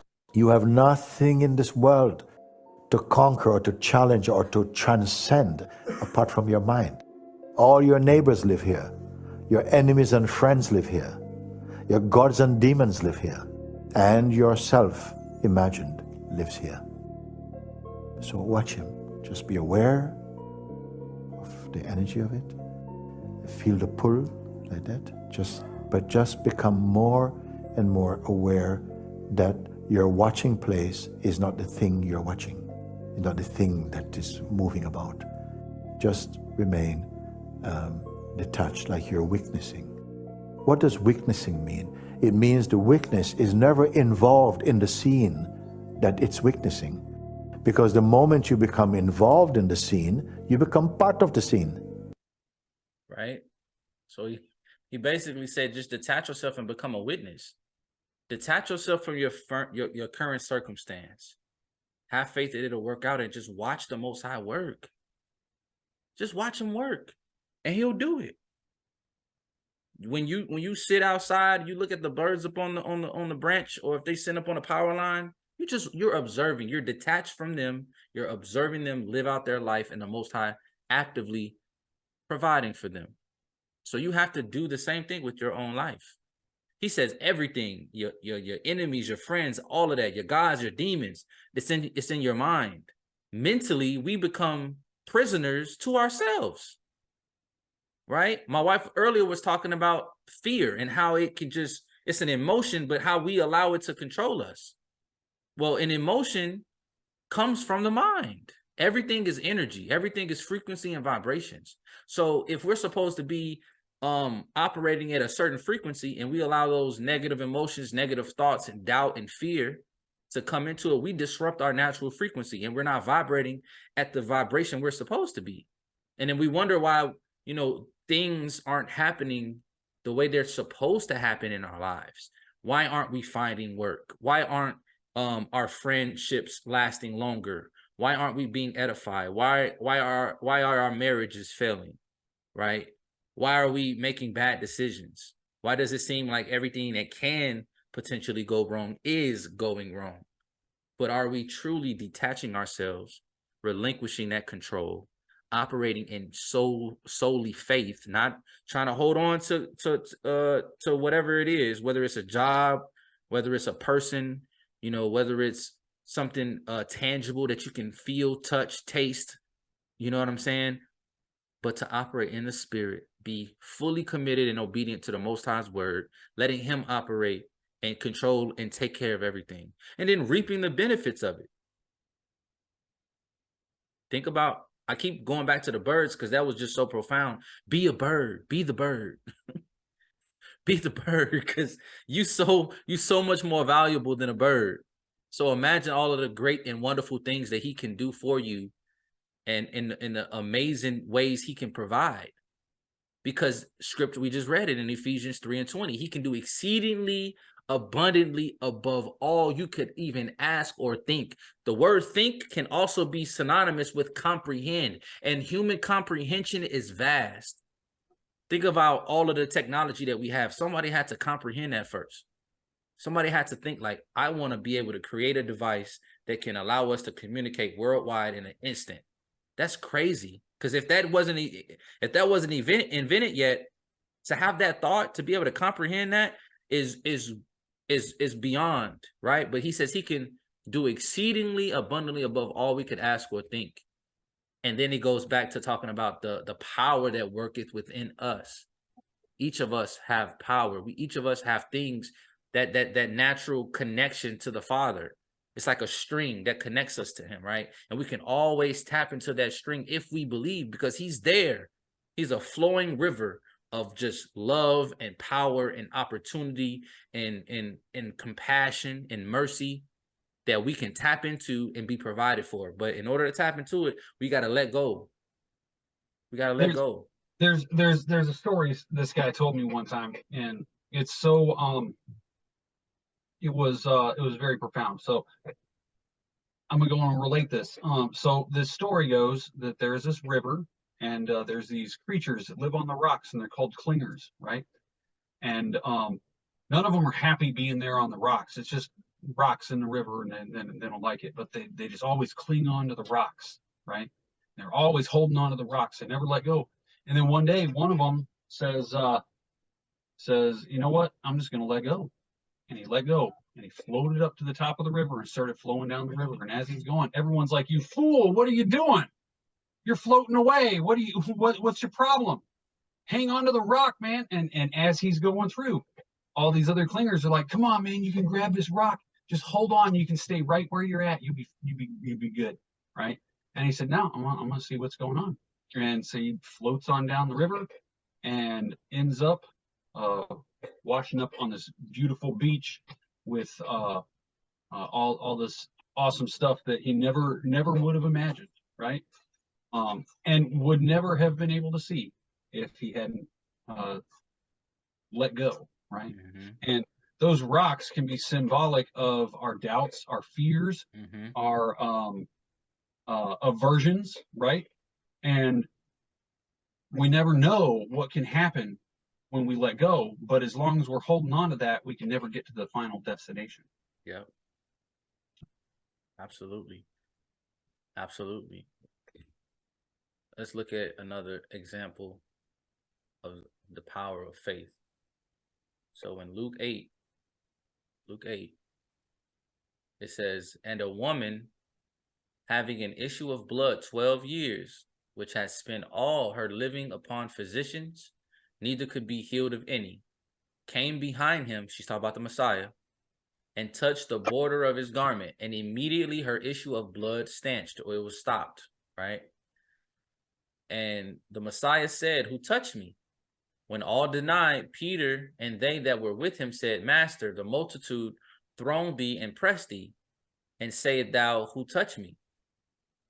And the Messiah said, 'Somebody hath touched me, for I perceive that virtue is gone out from me.'" And in other versions, it's talking about, I feel that energy has gone out from me, or power has gone out from me. It says, "And when the woman saw that she was not hid, she came trembling and falling down before him. She declared unto him before all the people for what cause she had touched him, and how she was healed immediately. And he said unto her, Daughter, be of good comfort. Thy faith has made thee whole. Go in peace." So in other versions, he says, your faith has healed you. Go in peace. So she was healed from having this medical condition for 12 years, going to all kind of doctors, and nobody could heal her. Nobody could figure it out, right? Spent all the money she ever had, and now she's in the poorhouse even. Right? I'm sure lots of people today can relate, going to the doctors, and it costs a fortune. Exactly. And it says her faith has made her whole. Her faith has healed her because she had faith. She heard about the Messiah. She heard about some of the miracles he had did. She's like, if I could just touch the hem of his cloak, right, then I can be healed. And that surety, that confirmation to tap into the power from what we just read in Ephesians 3:20 that already dwelt within her, she tapped into it. And that's why he told her. Because he was the Messiah, right? He could have said, yeah, I healed you. He would have been completely justified, but he said her faith healed her, right? The power of faith is so immense that it could heal a condition that was as serious as this, dealing with for 12 years. So the whole time I've been in the military, she had this problem going on. Like, that's how I can associate it, to be like, wow, like this woman was struggling. But she had the faith to know that it could come to an end in an instant as long as she was able to just touch him. Not hug him, not speak to him, not, let him minister to her, not him to pick her up and walk her down to the riverbank and baptize her. No, just to touch him. And not even his body, to touch his cloak, his clothes, something that he's going to take off at the end of the day and set aside. Faith right there is what healed her. The belief that she had. When you take that next step, you know that the ground isn't going to just cave in and you're going to just fall to your death. You have faith that it's going to hold you up. When you sit down in a chair, like Professor S said, you got faith that it's going to hold you up, right? Some of us that's a little on the bigger side, right? We that faith kind of quivers. When you sit in the chair, you kind of hold your breath for a quick split second. And when you sit down, you're like, all right, we good. But for the most part, when you sit in the chair, you know what's going to happen, right? And so Hebrews 11 is important because it goes on through various accounts of people dealing with faith. It says, now faith is the substance of things hoped for, the evidence of things not seen. For by it, the elders obtain a good report. Through faith, we understand that the worlds were framed by the word of the Most High, so that things which are seen were not made of things which do appear. By faith, Abel offered unto the Most High a more excellent sacrifice than Cain, by which he obtained witness that he was righteous, the Most High testifying of his gifts, and by it he being dead yet speaketh. By faith, Enoch was translated that he should not see death, and was not found, because the Most High had translated him. For before his translation, he had this testimony, that he pleased the Most High. But without faith, it is impossible to please him, right? Professor S said this earlier today to me. Without faith, it is impossible to please him. So you could be giving to the poor, you could be obeying the Torah, you could be doing all of these different things, right? If you don't have faith, it says it is impossible to please the Most High. Remember when a Messiah was talking about those people who came to him, and they came up to the gate and they said, but Master, we done cast out demons and we done did this and this and that and all of these good things that they said that they did. And he told them, be gone, I never knew you. Be gone. And there was a lot of clawing and gnashing of teeth, the scripture states, right? But without faith, it is impossible to please him. For that cometh to the Most High must believe that he is, and that he is a rewarder of them that diligently seek him. By faith, Noah, being warned of the Most High of those things, not seen as yet, because when the Most High said, hey, build an ark, because there's going to be a flood, there was no raindrops, there was no water around, right? Noah, by faith, followed the instructions and was obedient to the Most High. And then what happened? The flood came and Noah and his family were saved, right? It says, move with fear, prepared an ark to the saving of his house, by the which he condemned the world and became heir of righteousness, which is by his faith. By faith, Abraham, right? We talked about Abraham. This is when he's talking about going to the new promised land. Through faith, also Sarah herself received strength to conceive, right? What's the next one? That's Abraham and his son. By faith, Joseph, when he died, made mention of departing of the children of Israel and gave commandment concerning his bones. By faith, Moses, when he was born, was hid 3 months of his parents because they saw he was a proper child and they were not afraid of the king's commandment. By faith, Moses, when he was come to years, refused to be called the son of Pharaoh's daughter, choosing rather to suffer affliction with the people of the Most High than to enjoy the pleasures of sin for a season. By faith, he forsook Egypt, not fearing the wrath of the king, for he endured as seeing him who is invisible, right? Through faith, he kept the Passover and the sprinkling of blood, lest he that destroyed the firstborn should touch them. By faith, he passed through the Red Sea, right? Which the Egyptians that came up behind them, that came behind them chasing them was drowned. By faith, the walls of Jericho fell down. We're talking about Joshua now, right? After they were encompassed the city about 7 days. By faith, the harlot Rahab perished not with them that believe not. This faith of Rahab and some of these other people are mentioned again in James 2. James 2, 14 through 26 is talking about them. Mm-hmm. And what shall I more say? For the time would fail me to tell of Gideon and of Barak and of Samson and of Jephthah, of David also, and Samuel, and of the prophets, who through faith subdued kingdoms, wrought righteousness, obtained promises, stopped the mouths of lions, quenched the violence of fire, escaped the edge of the sword, out of weakness were made strong, waxed valiant in faith, turned to flight, the armies of the aliens, women received their dead raised to life again, the others were tortured, not accepting deliverance that they might obtain a better resurrection, and others had trial of cruel mockings and scourgings, yea, moreover, of bonds and imprisonment.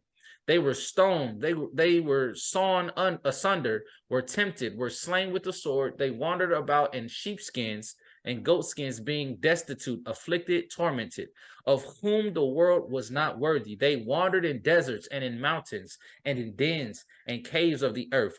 And these all, having obtained a good report through faith, received not the promise. The Most High having provided some better thing for us, that they without us should not be made perfect. And we worried about rent. We worried about our bills. We worried about what other people think about us. We worried about being homeless. We worried about our car note. We worried about what all of these other, when you read this whole chapter and then you think about your problem don't seem that big anymore. No, because virtually any problem you can have is going to pale in comparison to any of that. Any of that is it's like seriously. I mean, the Red Sea parted, right? And it's like, do we think that Most High can't provide us a light bill? You know what I'm saying? Mm-hmm. Yeah, yeah, man. I did have something else I wanted to show too. This is pretty good, man. So most of the time when people would come to Messiah and ask him to heal someone or something, they'd be like, "Come on to the house, because if you just talk to them, they'll get better, right?" Or they lower them down through the roof and say, as long as they come in contact with him, or the woman saying, "If I just touch his garment, I'm gonna be healed," right? And she was, right? But this is this even Messiah marveled at this, right? It says right here, so we in Matthew 8, and when Yahusha had entered Capernaum, and a captain came to him, appealing to him. This is a centurion, beseeching him, right? And saying, "Master, my servant lieth at the house sick of the palsy, grievously tormented." And Messiah said to him, "I will come and heal him," right? So just like everyone else is like, come on, come heal my daughter, come heal my friend, or let me bring my friend to you to get healed, right? So Messiah says, "Okay, I'll come heal him."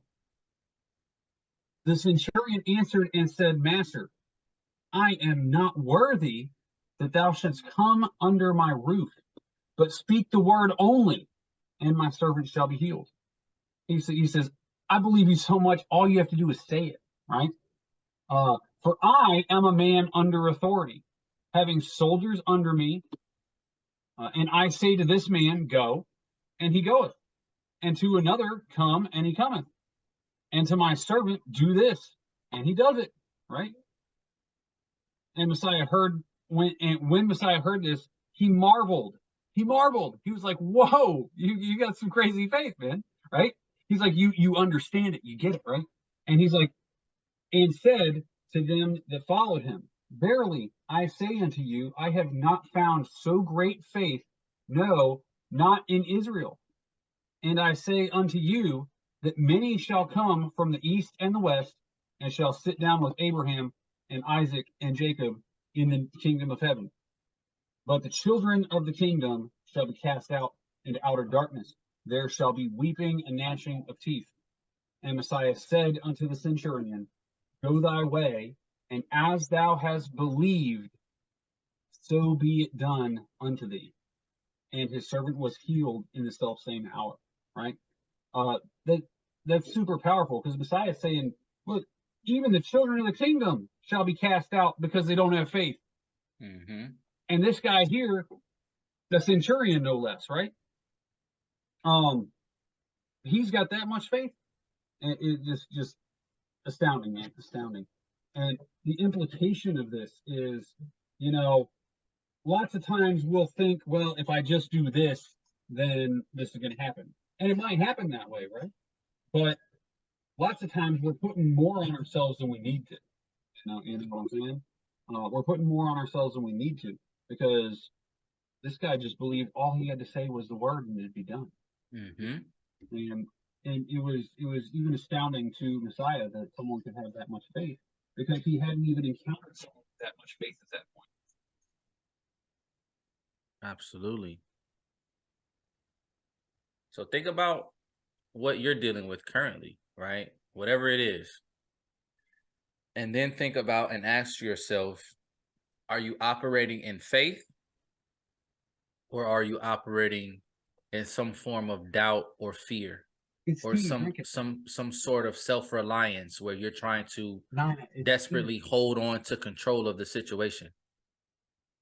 Really, really, truly, like, you know, pull up to a mirror, look into the mirror, and ask yourself those questions. Because listen, you might say to other people, you know, whatever you say, and you don't have to reveal what your true thoughts are, but you know how you feel, and you know what's in the back of your mind. And the Most High he knows your heart. He sees the hearts of men, so he knows what you're doing. So ask yourself honestly, are you operating in the way you should be operating? Are you willing to relinquish and let go and let him control so that you can be provided for? Or are you trying to make everything happen in your life? Are you trying to, like, obviously to get, and here's the thing. I tell people like this when they look at when I see sisters talk about they're trying to find a husband, right? And I tell them, I said, well, if you're looking for a husband and that's what you want, that's your heart's desire, the Most High will grant you that desire, but you don't have to do anything for it. And one sister told me, well, you know, if I don't go out into these various areas where they're populated, and I'm, you know, going out to mingle and meet people, how am I going to get a husband? And I said, listen, if you just operate in obedience to the Most High, right, you could be chilling at your house in your pajamas and he'll send a husband to you. It'll work out where the brother is driving down your block and he gets into some car trouble, phone dies, you don't have a charger for it. Your house is like right where he stopped at, and he's like, well, I'm just going to go to this random stranger's house and just ask to use their phone so I can call AAA or call my car insurance to get a tow truck or something. And you guys might just sit there and have a 5 to 10 minute conversation while he's using the phone, and it might click. And then next thing you know, 6 months, a year, 2 years later, y'all married. Like, because the Most High literally delivered a full-fledged husband, everything you wanted and asked for, to your doorstep. You didn't have to do anything for it, right? In that same way that he provides, he'll provide for you in any of the situations that you're dealing with. Mm-hmm. But we think we have to do something ourselves. We think that we have to make something happen, right? But in actuality, maybe, because if you're doing those things and you're not getting the results, then maybe it's time to do something different. Maybe it's time to let go, right? So in my case, it's like, okay, you've been looking for a particular job, or you've been looking for work in a particular field, or you just been looking for work in general, and it hasn't worked out, right? It may be because of the calendar, and you gotta, you know, but the Most High knows that I'm diligent in that. So he's not gonna punish me by not giving me a job because I'm trying to keep the commandments.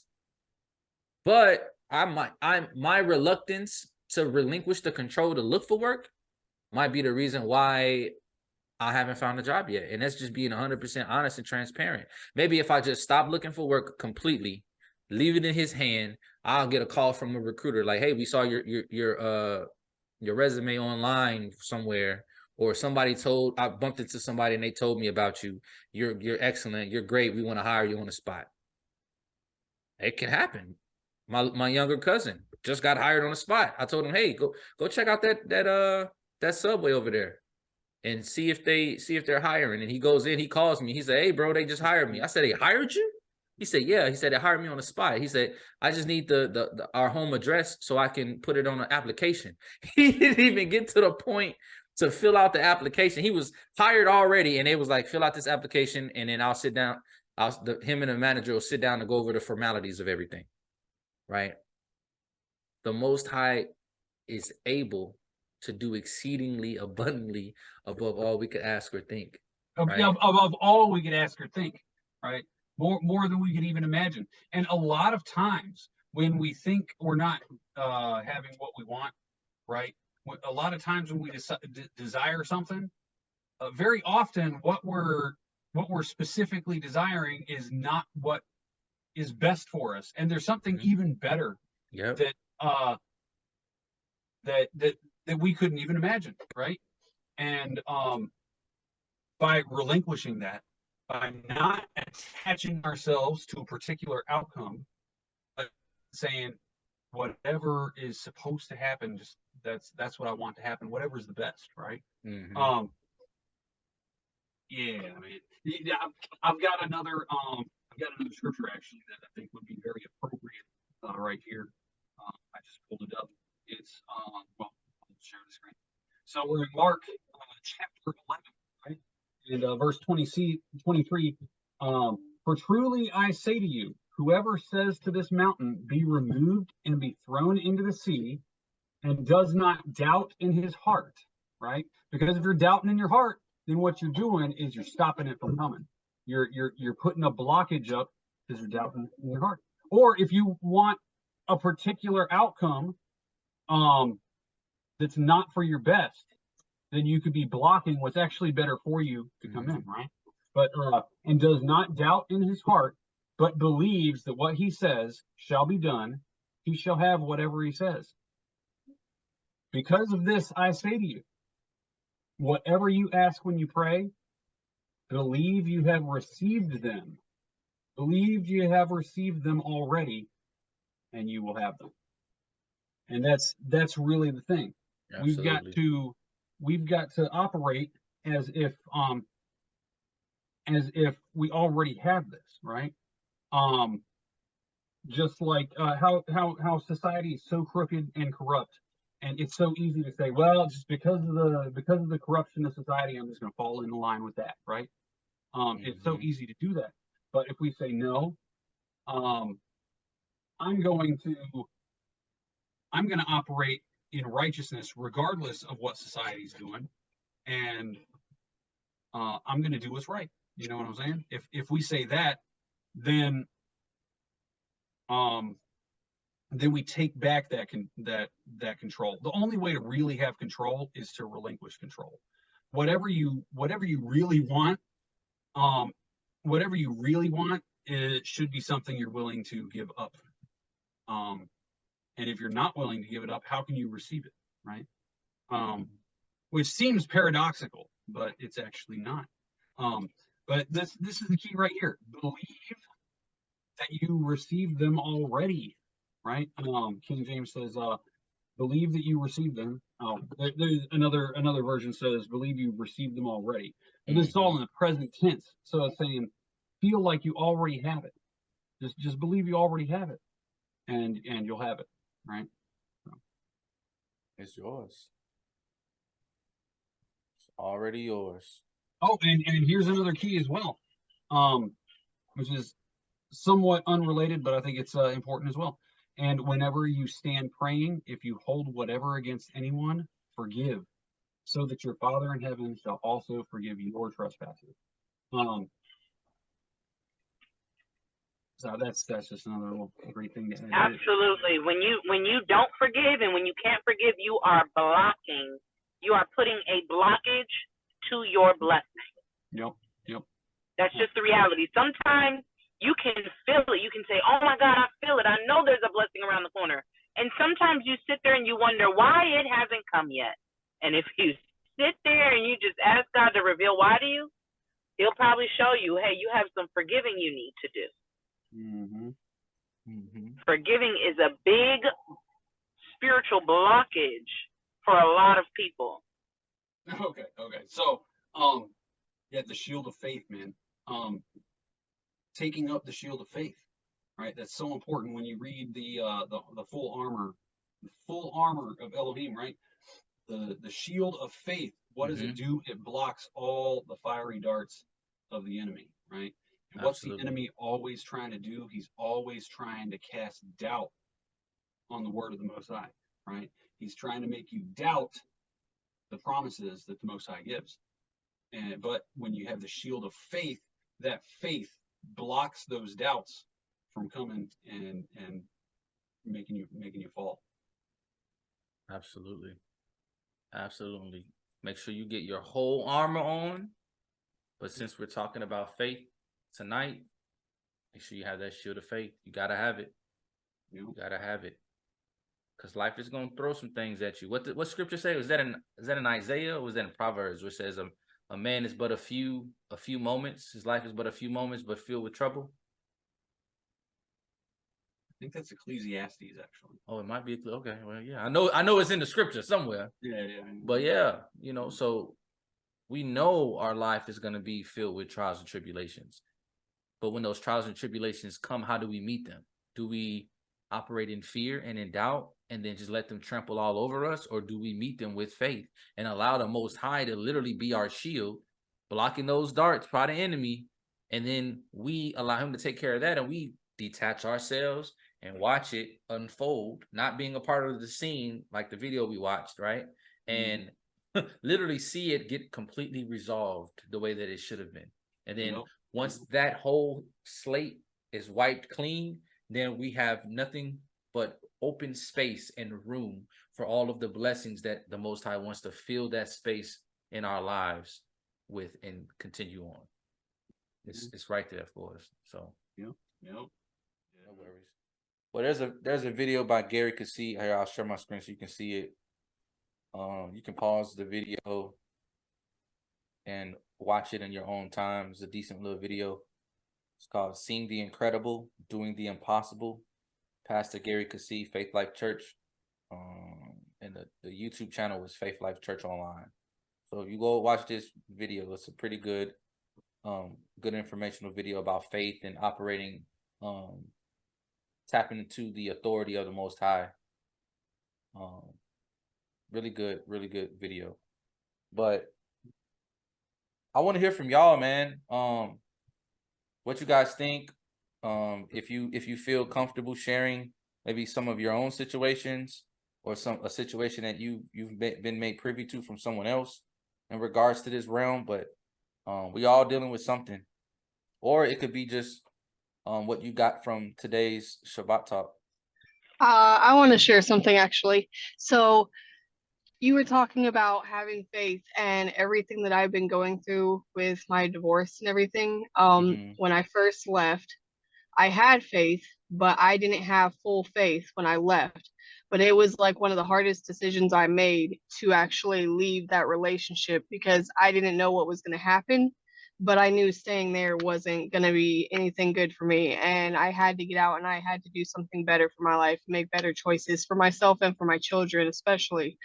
So I had faith, but being that I didn't have full faith, I feel like that's why I've had to deal with some of the struggles I have along the way. And it's just been recently where I have completely given up, like trying to pretty much fight against, like, I feel like in a sense I'm fighting against God. Like I feel like, oh, I can't just give everything up and trust fully on him because I don't know what's going to happen and I don't want to fail. So I've still been like trying to gain control.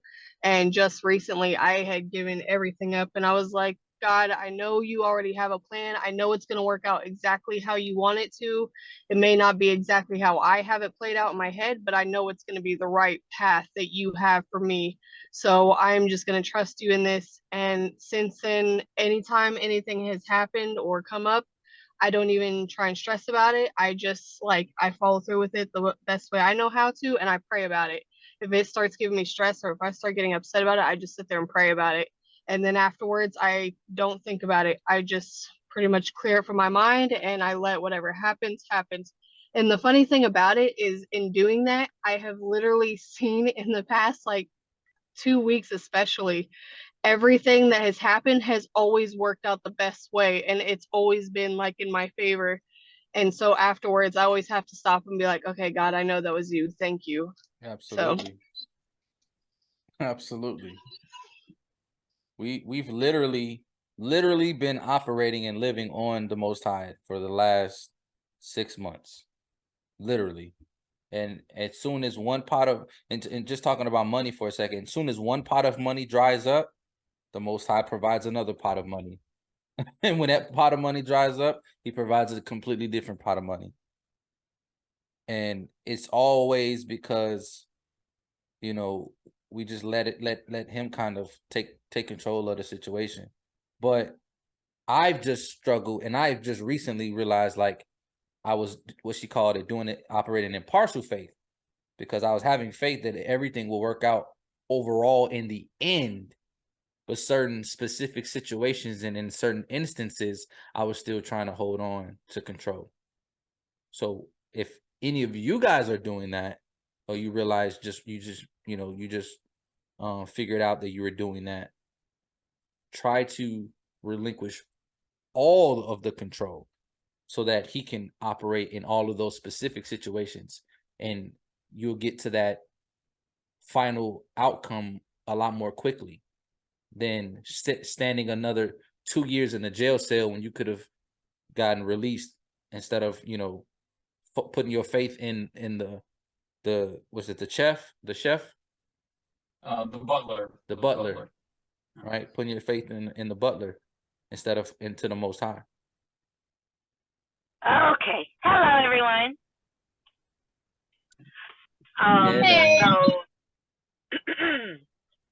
So quickly, about Stephanie's story, I tell her all the time that she has a true testimony, even at this point in everything she has gone through, is going through, but in the end, her story is, when I say going to change people's lives.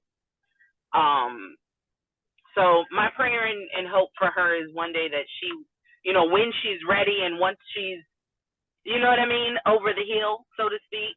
I believe our entire lives are a testimony, and we go through, I guess, phases or seasons, right? But this season for her is definitely going to be a testimony that's going to change people. And my prayer and hope is that, you know, once she gets through this season, once God gets her through, that she'll be willing to share it with the world, honestly, because like I said, it's you'd be like, wow, what? No way. And I know it because I've been sharing in her life the last, what is it, 6.5, maybe almost 7 years. So but she's an absolute blessing, and I love her. Other thing, I absolutely love the story of Joseph. It's the most favorite story in the Bible for me. You can ask my husband.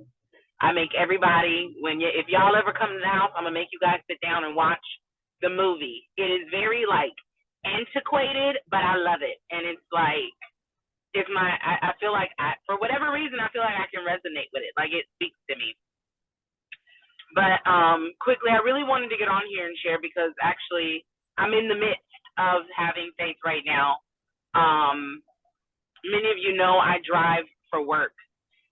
What many of you don't know is how much gas I go through on a weekly basis. I literally go through one full tank of gas every single day. On a weekly basis, that's about $300 of gas.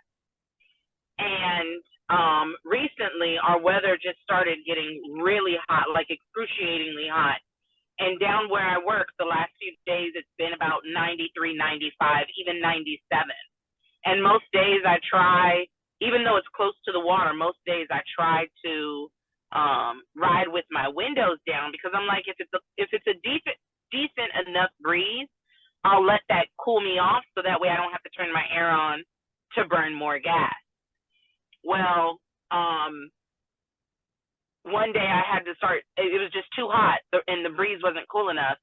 And I technically, with the air on, I was using a little bit more than one tank of gas a day. And a piece of me was just like, well, I'm going to suffer.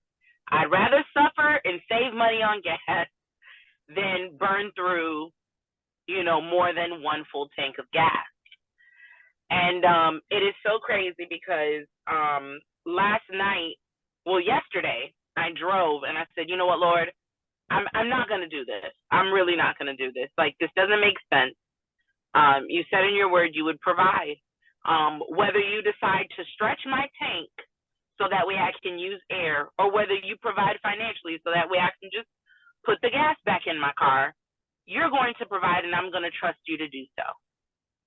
So yesterday, I used the air for the first time in about probably like a week and a half or 2 weeks. And last night, I went to go put gas in my car. And for the first time when I filled my tank up, normally when I fill my tank up, I'm the type of person I top off my tank. That means I try to push the pump until the limit. And normally my tank says almost 400 miles when I'm on a full tank. Last night, it said I had over 400 miles on my gas tank. And it was so weird because I didn't know where the extra mileage came from, but never, not once did I question it. And I've been driving today with my air on. I have my air on right now because it is still like 80s and humid and slightly rainy where I'm driving home from. And I still have enough gas to make it home. And I used my air today. So I can tell you that faith is a very powerful thing. You literally just have to speak it and you have to follow through. Like I said earlier, that feeling of fear is very real because it's a very real feeling. It's just a matter of making the choice to move forward in faith or to switch on over to fear and letting fear just stop you in your tracks. And I refuse to let fear stop me. I know God is going to provide. He always does. He always has. He always will. I grew up with a mother who I always tell my husband and everyone that I've ever met, I've never met someone with the amount of faith that my mother has. And I you know, to some people it might sound crazy, you know, when I say this, what I'm getting ready to say, but I've always said, Lord, if I could just get to the point where I have the kind of faith that my mother has, I will be proud of myself. Because I have seen my mother do things in life that the average individual wouldn't be able to do because God provided. And she solely relied on God to provide or for God to come through or for God to do whatever it was she needed him to do in every situation of her life. There was never not a moment my mother didn't have faith. She was my living, breathing example of faith.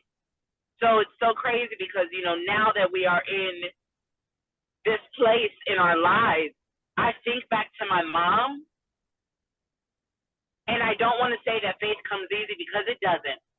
It's a feeling. Once again, the fear is you know, it can creep in. But I think back to my mom, and mind you, my mom had way less than what we had. I'm blessed to have a supportive husband. I'm blessed to have just a tree, I call them my tree of life. Between me and my husband, we have a really great support system. If we really needed to like reach out and be like, hey, can we borrow some money? Hey, can we, you know what I mean? We have people that we can call, right? But I don't believe that in this season of our lives, God wants us to do that. He wants us to rely and depend on him solely. And I just thank God for the example that I have because not only am I able to support, love, and encourage my husband in his walk in faith, he's able to do it vice versa with me. And so we're able to kind of like bounce off of each other and balance each other out in that. So I just want to encourage you guys, keep the faith. You know, don't deny the moments you have fear, because like I said, it's a very real feeling. For anyone that would ever tell you that fear is not real, they're lying to you. It's real. It's very real. That feeling is real. But what's being told to you by the devil is 100%, 1,000% lie. I'd like to share something. This is Tess. I have to admit, I have faith but I still have a little bit of fear. I still see how I get in my mind, and I'm still holding on to things. But hearing what Ebony just said, and hearing what you just said, Brother King, it's like I know I need to just fully let go, like that expression, let go and let God. It's like I haven't fully done that, and I see that. I feel that in myself now, and I need to humble myself and pray and humble myself to Him. And I know there's things holding me back, and I know what it is now. And it's like every time in my life I've gone down to something drastic was going to happen, it's always been I've been brought to my knees and had to fully depend on Him. And I know this, but I still struggle with it. And hearing this just gives me more strength, more hope in, just fully letting go and letting Him take control and having true trust, faith in Him. Absolutely. Exactly. And the hardest thing to start this, right? The hardest thing to do is to admit that you are faltering in a specific area. Because once you're honest and you admit that, now you've addressed the situation. Now you can follow through with whatever the remedy is, right? If you're faltering in your faith because you're dealing with doubt or fear, okay, cool. Now we've established that you have fear and you have doubt. What is the next step? And we all deal with it. It's not just specific to you or specific to my wife or me. We all deal with these things. Some on a daily basis, sometimes in a specific season for some people. But you'll never get to the other side of that cliff, so to speak, unless you relinquish and allow Him to do it and just meet Him with taking that first step. So, absolutely. All right. Anybody else? Well, we close out of here. I think we already read Hebrews 11:1, right? Mm-hmm. Maybe we should read it again, just real fast, just to kind of reiterate and kind of close up with that, because it's really important to understand that what we want is actually like made out of our faith, right? So I'll just read it. Hebrews 11:1 says, "Now faith is the substance of things hoped for, and the evidence of things not seen." Right? The evidence of something that you can't see, like, it's basically saying there's no physical evidence of it, but if you have faith, it's going to produce that. Mm-hmm.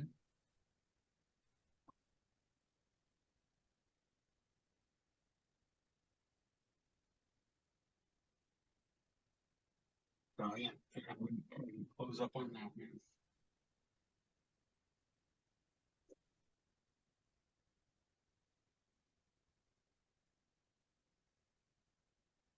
Meditate on that.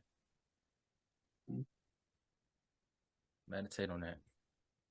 That long, quiet pause wasn't for dramatics. It was literally meant. It was literally meant. Like when you look at and you read, sometimes you read scripture, you like, wow, this is just so profound.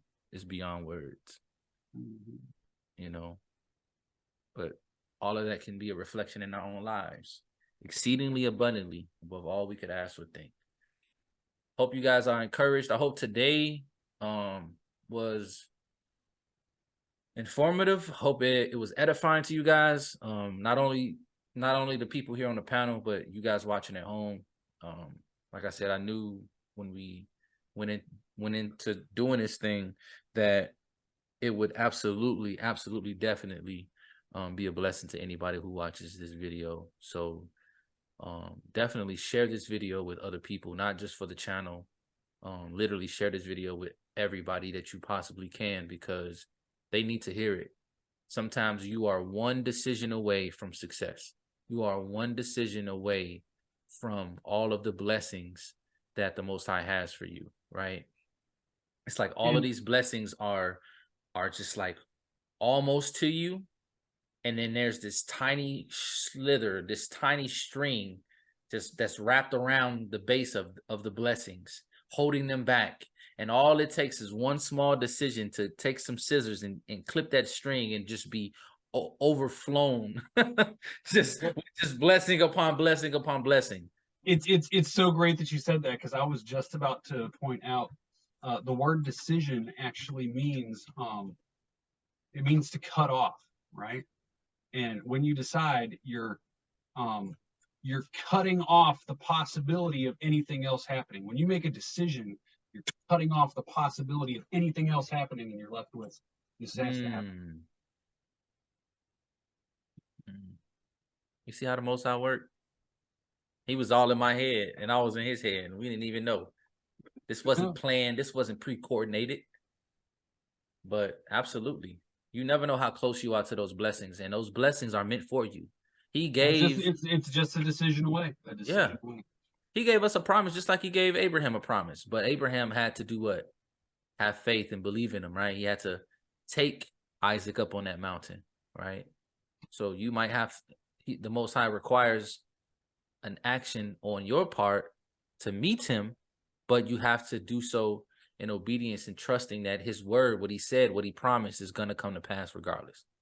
So take this to heart, meditate on it, and I pray the Most High continues to bless you and uphold you guys, and show you and reveal to you everything that he wants for your life, his plan and purpose for you and your walk and your loved ones and your households, because I love each and every one of you guys, and I just want to see nothing but the best for you. And sometimes we have to help each other get there, right? He used me to give advice to a friend, but he also used that same advice for me, because I was asking questions. So his answers and his blessings can come from anywhere, but we just have to be ready to receive them and operate in faith. So with that being said, family, we love you. Like, share, comment, and subscribe to the channel. If you love this content, hit the notification bell whenever we drop a new video, and you will be notified when we do it. Stay up to date with us, and that's all I got. Shabbat shalom, family. Love you guys.